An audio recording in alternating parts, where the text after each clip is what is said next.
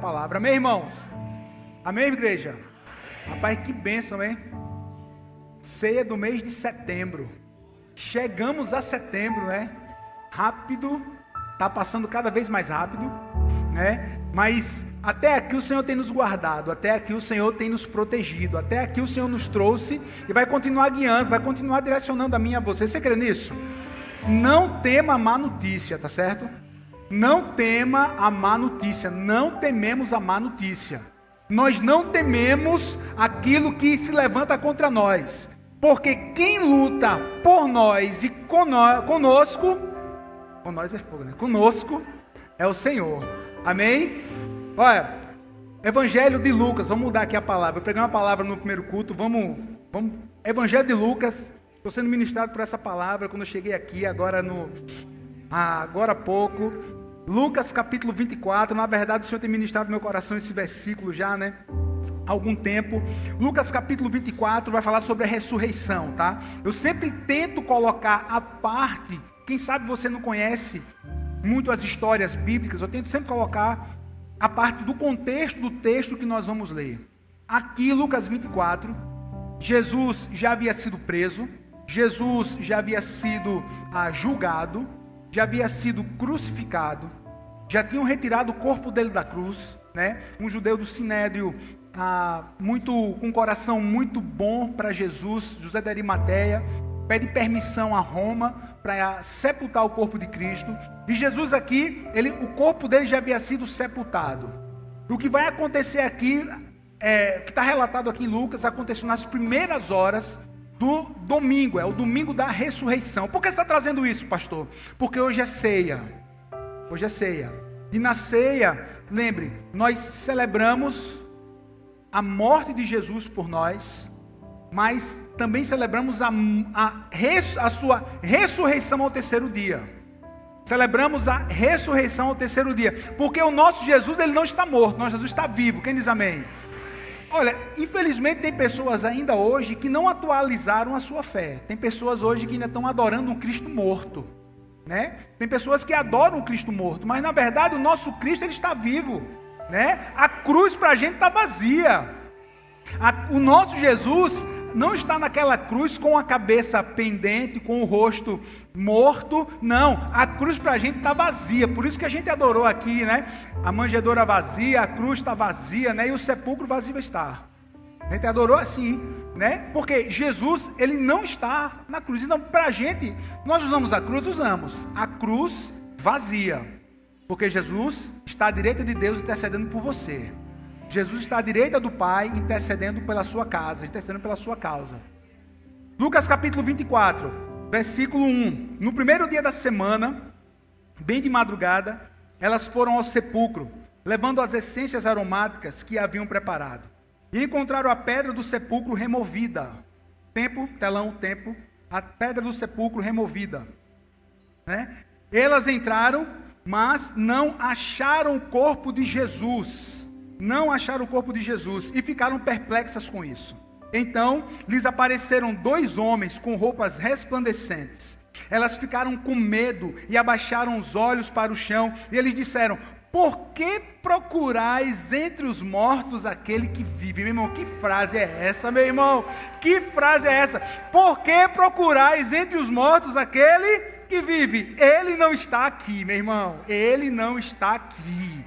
Ele não está aqui, ele ressuscitou. Lembrai-vos de como ele falou ainda na Galileia: é necessário que o Filho do Homem seja entregue nas mãos de homens pecadores, seja crucificado e ressuscite ao terceiro dia. Quem diz amém por isso? Foi necessário que tudo isso acontecesse. Ele não está aqui. Ele venceu a morte. O último inimigo foi vencido. O último inimigo do homem foi vencido. O último inimigo que poderia segurar o homem foi vencido, a morte. Quem venceu? Jesus. Jesus venceu a morte. E através da vitória dele, do sacrifício dele, da sua ressurreição, nós também venceremos a morte eterna. Não a morte física, mas a morte eterna. O que nos levaria à perdição eterna, não. Quem reconhece Jesus como Senhor, único e suficiente Salvador, não conhecerá a morte espiritual. Não, nós fomos criados para a vida eterna com Deus. O projeto inicial de Deus é essa, vida eterna para mim e para você. Quem diz amém por isso? Irmão, quando eu estive lá em fevereiro desse ano em Israel, e a nossa última parada da nossa caravana foi no Jardim do Túmulo, né? E ali eu tive, mas quando nós fomos a Israel, vou dar outra chance para você. Quando nós fomos a Israel, amém, você vai ver que do lugar onde é o Jardim do Sepulcro, ainda conseguimos enxergar o Gólgota, o lugar que Jesus foi crucificado. E ali, naquela manhã maravilhosa, irmão, não tem como esquecer, eu não consigo, eu não vou esquecer, né? O lugar, a hora que eu cheguei, que eu entrei naquele túmulo vazio, né? Que ali eu fiz a minha oração rápida, mas fiz. Ali eu estava emocionado, ali eu fui ministrado pelo Espírito Santo de Deus.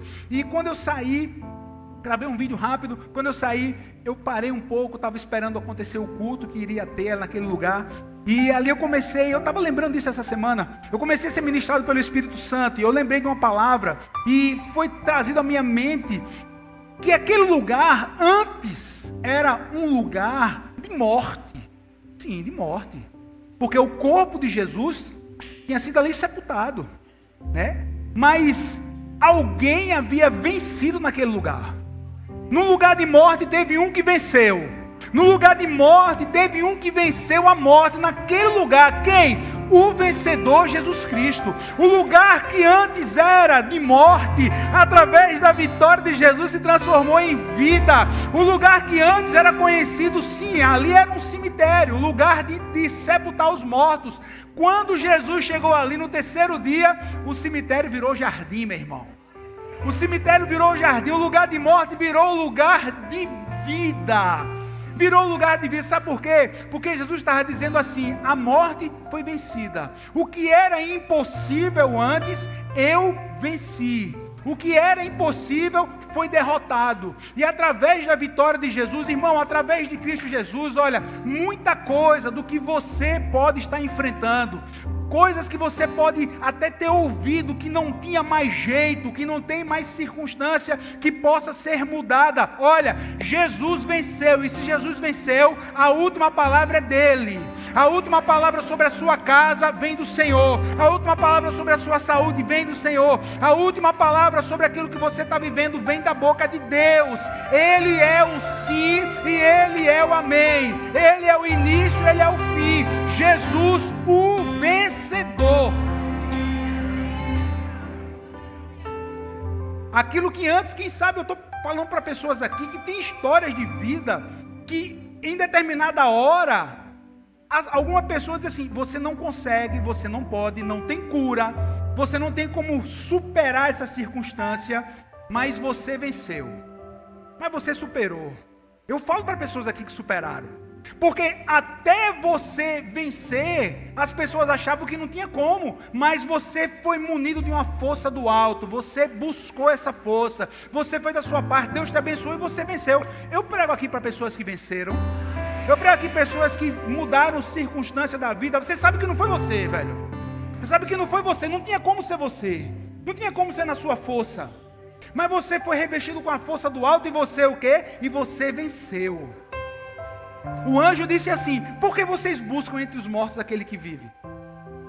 Por que vocês estão buscando entre os mortos aquele que não está mais morto? Quem sabe você está vivendo isso, você está buscando uma resposta que, cara, essa resposta já passou, já foi. Essa resposta que você está querendo, não, Deus tem algo muito maior. Deus tem algo muito além. Só que você não consegue enxergar ainda. E aí, pastor, o que é que eu faço? E aí você vai para os pés do Senhor Jesus, para Ele te abrir os olhos. Aí você vai pedir o discernimento para Ele, para que você possa caminhar. Vai pedir discernimento a Ele, para que você possa enfrentar a situação. Nós estamos hoje no 7 de setembro. Dia importantíssimo no nosso país. Sim ou não? Independência. Independência, né? O hino da independência, brava gente brasileira, longe vá, temor servir. Vou viver na pátria livre ou morrer pelo Brasil. Já ouviu essa música? É o hino da independência. Eu acho que todo mundo aqui já ouviu, né? Se a gente pega essa letra dessa música, tem letras que a gente pode até incluir em uma oração nossa. Liberdade.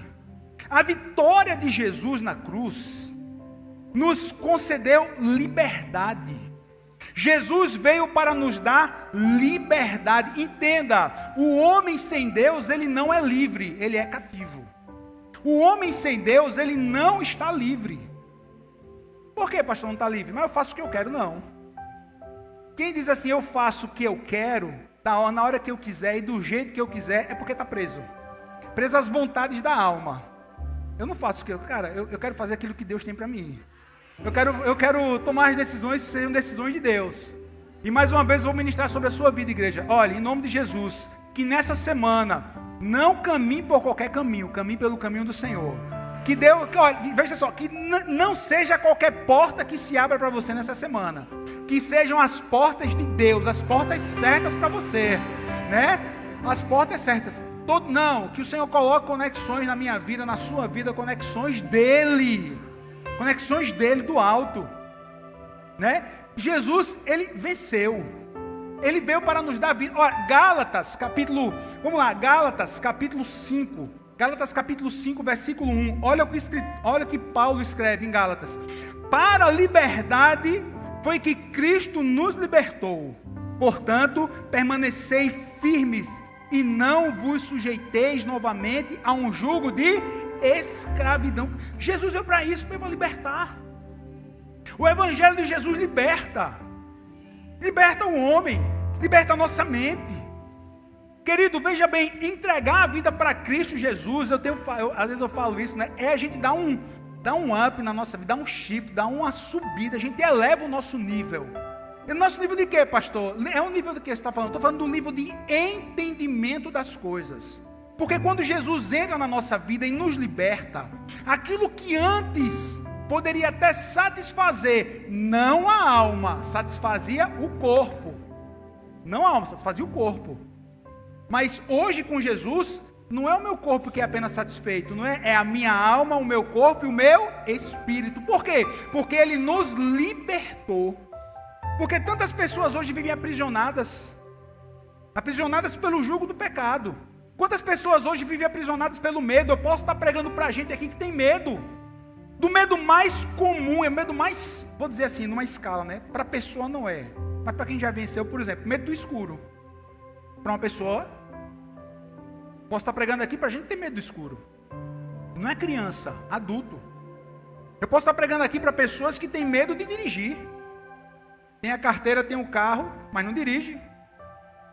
Ah, foi porque bateram em mim, foi porque eu bati. Porque não estou aqui trazendo o fato gerador do medo, mas você tem medo. Tem pessoas aqui que tem medo de andar de avião, você não pode fazer uma viagem com a família. Você não pode conhecer um outro lugar, conhecer um outro país, você tem até condição, mas o medo prende você. Você está vendo quantas pessoas... Quantas pessoas podem ter medo de dar um passo adiante no negócio? Ah, pastor, porque eu quebrei lá atrás. Cara, você quebrou uma vez, caminha a segunda milha. Você não vai quebrar a segunda, não. E se quebrar a segunda, caminha a terceira, porque na terceira a porta se abre. Uma hora o jogo vira. Uma hora as coisas mudam. Olha, quem tem Jesus e tem fé, crê nisso. Uma hora o jogo muda, meu irmão. Uma hora as portas se abrem, uma hora o caminho se abre, uma hora as coisas vão mudar. E a gente está esperando por mudança, sim ou não? Vai mudar, irmão. Vai mudar. Deus está escutando a oração de um povo, viu? Segundo Crônicas 7,14, se o povo que se chama pelo meu nome, se humilhar, orar, me buscar, se arrepender dos seus maus caminhos, eu ouvirei do céu, perdoarei os seus pecados e sararei a sua terra. Eu preguei sobre isso no domingo passado. As coisas vão mudar, a igreja está clamando. Igreja, vamos clamar. Vamos continuar orando, fazendo a nossa parte. Quem diz amém? Você pode aplaudir Jesus aí no seu lugar, irmão? Glória a Deus. Jesus veio para nos libertar. Cativeiros da alma, irmão. Pessoas aí com medo. Ah, pastor, Jesus, Ele liberta. A palavra nos diz que o amor lança fora todo medo. A palavra nos diz que Deus não nos deu um espírito de medo, mas nos deu um espírito de intrepidez. Não, vamos para frente. Vamos de novo, vamos continuar. Tem uma jornada para caminhar, tem um caminho aí para a gente percorrer. Vamos embora. Esse é o espírito que Deus ele tem para os seus filhos. Mas tem pessoas que estão com a mente fechada, manietada. Não consegue enxergar além. Jesus veio para libertar você, veio para libertar a sua mente. Jesus veio para que você tome uma decisão para Ele, para que você possa ter a mente dele. A palavra nos diz que eu e você podemos ter a mente de Cristo. Como é a mente de Cristo, pastor? É uma mente liberta, é uma mente próspera, é uma mente que não tem medo, é uma mente que vai adiante, é uma mente que ama a Deus. É uma mentalidade que vai cair sobre tudo na nossa vida. E nós passamos a viver não como nós queremos, passamos a viver de acordo com a vontade do nosso Deus. O Senhor veio para libertar a nossa mente, aleluia. A fé em Jesus te liberta do inimigo da nossa alma. Lucas capítulo 10, versículo 19. Eu lhes dei autoridade sobre todo o poder do inimigo e nada lhes fará dano. Quem diz amém por essa palavra? Romanos capítulo 16, versículo 20 diz assim: em breve, que versículo fantástico, velho. Em breve o Deus de paz esmagará Satanás debaixo dos pés de vocês. Querido, você não precisa temer, o nosso inimigo já foi vencido. O nosso inimigo já foi vencido. Aí, ó, eu vos tenho dado autoridade para pisar serpentes e escorpiões, assim como sobre. Cadê o versículo, velho? Tu tirou. Ô, telão.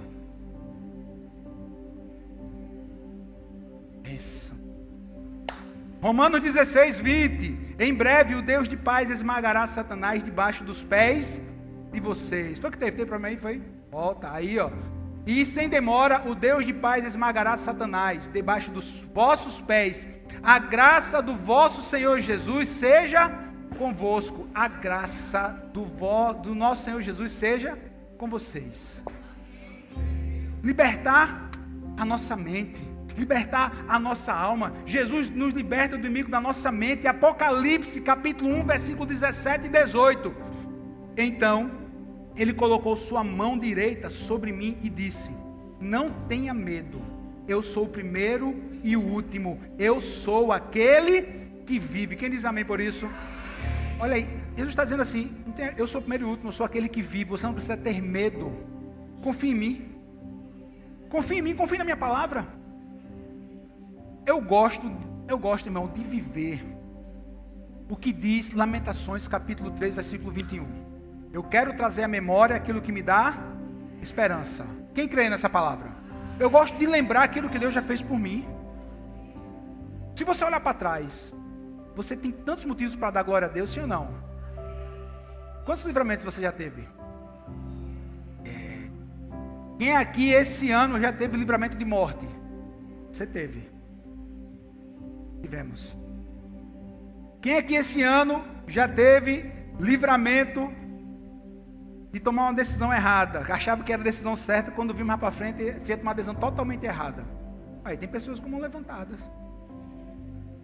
Quem aqui pode dar testemunho que Deus ele foi provisão na sua casa nesse ano? Quem aqui tem alguém que pode dizer que Deus foi provisão? Você não tinha, meu irmão, e de repente você passou a ter. Sabe para que é isso? É para trazer esperança para a gente no tempo que a gente está vivendo. Porque o Deus que fez um dia, irmão, o Deus que fez um dia, o Deus que fez lá atrás, Ele tem o mesmo poder de fazer hoje. Ele tem o mesmo poder de fazer hoje.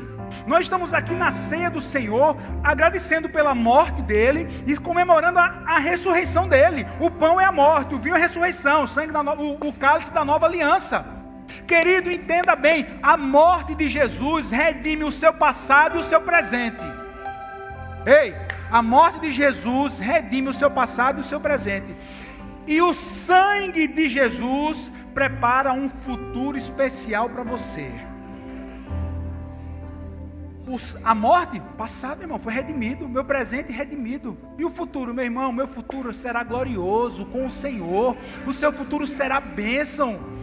Ah, é só no céu? Não, irmão, é no céu e aqui também. Porque aquele que entende o sacrifício de Jesus e toma a Jesus como seu único Senhor e suficiente Salvador da sua vida, esse está sendo liberto. Se eu sou livre, tem um caminho a que eu possa percorrer, meu irmão, um caminho que Deus está trilhando, e esse caminho vão ter os percalços, vão ter as dificuldades, mas quer saber, é o caminho que leva à vitória.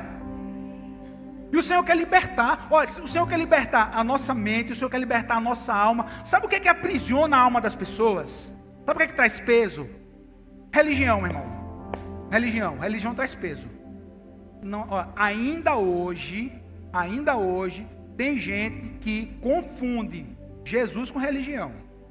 Porque Jesus não tem nada a ver com religião. Tem gente que passa assim de boca aberta. Jesus não tem nada a ver com religião. Religião foi criada pelos homens. Religião manieta. Religião escraviza. Religião tem os seus dogmas. Não pode isso, não pode aquilo outro. Não pode usar bermuda, não pode cortar cabelo. Não pode tomar transfusão de sangue, o cara está morrendo, coitado. Não pode fazer isso, pode fazer aquilo. Quando na verdade, a palavra de Deus não diz nada disso. Quando na verdade, a palavra de Deus, que tem que ser a nossa bússola, tem que ser o nosso GPS espiritual. A palavra de Deus diz que o Senhor veio para nos libertar. Aí religião o quê? Aprisiona. Não, você não pode. Não pode. Não, você não vai. Está excluído. Tem pessoas que foram excluídas por conta do sistema, que aí foram tão feridas que hoje não querem saber de quê? De congregar numa igreja. Espera aí, meu irmão. Quem faz a obra é o Senhor. Quem faz a obra é o Senhor. Jesus se importa com vida. Jesus veio trazer vida, não foi religião nem denominação. Jesus veio trazer o evangelho do céu, meu irmão. Evangelho. Sabe o que é evangelho? Você que está visitando a gente, boas novas. Sabe qual é o evangelho? Novidade de vida. Novidade. Quem abre o coração para o evangelho, abre o coração para a mensagem verdadeira da cruz, esse daí começa a viver uma vida livre. Mas tem gente que não entrega a vida para Jesus porque a mente está presa por conta de um sistema religioso. Não, pastor, olha, eu nunca vou na frente. Oxi, por quê? Vim na frente? Mas não é o fato de vir à frente, não é o fato de você levantar a mão. Você vem à frente e você levanta a mão porque você entendeu a palavra.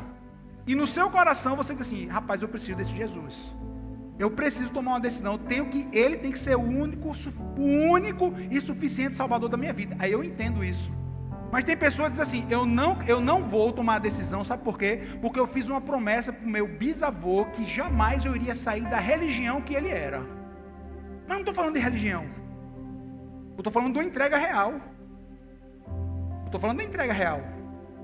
Lembre que o evangelho é relacionamento. O que foi que Jesus veio trazer? O evangelho que nos dá acesso ao Pai. Relacionamento. Não é, escute, não é aquilo que prende, é relacionamento. Jesus veio trazer relacionamento. Por isso que não é religião, é relacionamento. Por isso que não é religião, é evangelho. Por isso que veio do céu à terra. Por isso que foi a entrega dele. Ele veio, como diz o apóstolo Paulo em Gálatas, na plenitude dos tempos. Deus, ele se fez carne, nascido de mulher, nasceu de uma virgem, sim, lá em Belém da Judéia. Em Belém da Judéia, quando não tinha ninguém, numa estrebaria, lá em Belém da Judéia. Foi, meu irmão, foi lá mesmo. E lá, quando Jesus nasce, o coral dos anjos celestiais vão dizer, glórias a Deus nas alturas, paz na terra aos homens, a quem Deus quer bem. Foi isso que aconteceu lá em Belém da Judéia, quando Jesus nasce. E ele nasceu para quê? Para que nós pudéssemos ser livres. Olha, liberdade. A verdadeira liberdade encontramos na pessoa de Cristo Jesus. Jesus veio nos libertar. Olha, entenda bem, a ceia simboliza aí, como eu já falei, a morte de Jesus, o pão, e o suco de uva que a gente usa aqui, o cálice da nova aliança. É um novo tempo. Ele veio um novo tempo com Deus e para Deus. Pastor, quando se deu isso? Olha, escute, Jesus, vamos lá. Quando o povo de Deus estava cativo no Egito, depois do Senhor enviar 9 pragas, na noite anterior, a última praga, que seria a morte dos primogênitos, Deus dá uma ordem para Moisés. Diz assim: Moisés, reúne o povo, manda preparar tudo, pega um cordeiro sem defeito, reúne, mata esse cordeiro, bota todo mundo dentro de casa, pega o sangue desse cordeiro, passa no umbral da porta, porque nessa madrugada o anjo da morte vai passar por todo o Egito e vai ceifar a vida de todos os primogênitos. Porém, a casa que estiver marcada com sangue, hashtag, a nossa casa está marcada com sangue, irmão. Nossa casa está marcada com sangue, a sua casa está marcada com sangue. Deixa eu te lembrar algo, meu irmão. Você não gerou filho para perdição. Você gerou filho para o louvor da glória de Deus. Vai voltar, esse menino vai voltar, viu? Vai voltar. Porque sua casa está marcada com o sangue do Cordeiro. A casa que estiver marcada com sangue, o anjo da morte vai passar por cima. Aí foi instituída o quê? A primeira Páscoa. Primeira Páscoa. Jesus não morreu na... escute. Jesus não criou a Páscoa. Jesus morreu no tempo da festa da Páscoa. Foi no tempo que Jesus... Sim. E ali, naquela Páscoa ali que Jesus ele reúne os seus discípulos, vai fazer ali aquela ceia, ele se entrega para ser crucificado. Para quê? Porque tem uma mensagem, meu irmão. Tem uma mensagem aqui para mim e para você. A mensagem final desse Jesus libertador. Da mesma forma que ele foi ao Pai, que ele se entregou, morreu, ressuscitou, passou 40 dias, apareceu para milhares de pessoas, ele foi ao céu, tem uma mensagem que Jesus vai voltar. Tem uma mensagem que ele vai voltar, ele vai voltar para buscar a sua igreja. Tem uma mensagem que ele vai retornar para buscar a mim e a você. Agora entenda, só irá encontrar com ele, não são aqueles que são bons, não são aqueles que são bonzinhos, aquele que é bonzinho, não. É aquele que é marcado com o sangue do Cordeiro. Pastor, o que eu faço para ser marcado com esse sangue? Daqui a pouco eu chego lá. Mas deixa eu contar aqui a história. Jesus, quando as mulheres chegam lá no sepulcro de Jesus, que elas ficam em pânico porque o corpo de Jesus não estava lá, e ali o anjo vai conversar com elas e é aquele diálogo que nós lemos no início, né? De Lucas 24. Por que buscais entre os mortos aquele que está vivo? Está lembrado não que ele disse que ele iria ressuscitar e encontrar com vocês na Galileia? Esse mesmo Jesus, ele também falou assim: eu não vos deixarei sós, eu vou ao Pai. Mas eu deixarei para vocês aquele que é o Consolador, aquele que estará com vocês até a consumação dos séculos, até o último dia da humanidade aqui na terra. Esse é o Espírito Santo de Deus. Esse é o Espírito Santo. Eu vou deixar eles aqui com vocês. Vocês não vão estar só, porque um dia eu vou voltar. E quando eu voltar, irmãos, e quando Jesus voltar, pastor, o senhor tem certeza que ele vai voltar? Eu tenho certeza absoluta. Tenho certeza absoluta que ele vai voltar para buscar a sua igreja. Ele vai voltar para buscar a mim e a você. Evangelho de João capítulo 20. Tem uma passagem fantástica. Aqui é contado por a ressurreição, contada pelo evangelista João. No primeiro dia da semana, estando ainda escuro, Maria Madalena foi ao sepulcro de madrugada e viu que a pedra havia sido removida. Então correu ao encontro de Simão Pedro e do outro discípulo a quem Jesus amava, o próprio João, né?